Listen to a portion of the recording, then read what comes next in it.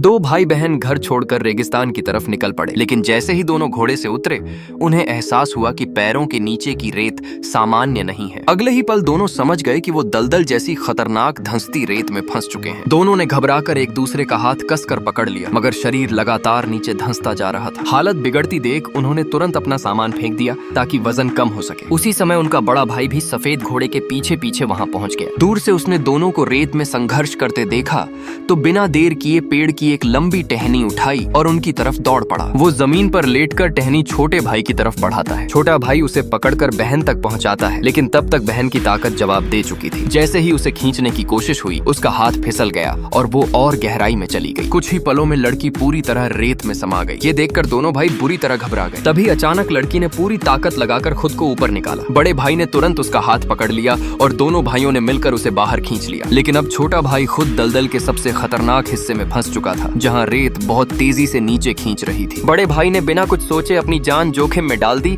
और छोटे भाई को बचाने के लिए खुद अंदर उतर गया। उसने पूरी ताकत लगाकर छोटे भाई को बाहर धक्का दे दिया, लेकिन खुद दलदल के बीच में फंस गया। वो बाहर निकलने की कोशिश करता रहा, मगर अचानक रेत और तेजी से धंसने लगी। छोटे भाई और बहन उसे बचाने दौड़े, लेकिन उसने उन्हें रोक दिया। उसे समझ आ चुका था कि अब वो नहीं बच पाएगा। आखिरी पल में उसने सिर्फ इतना कहा, अच्छे से पढ़ना और माँ पापा का ख्याल रखना। दोनों भाई बहन रोते रहे, लेकिन अपने बड़े भाई को धीरे धीरे रेत में गायब होते बस देखते रह गए। वो मंजर उनकी जिंदगी का ऐसा जख्म बन गया जिसे वो सालों बाद भी कभी भूल नहीं पाए।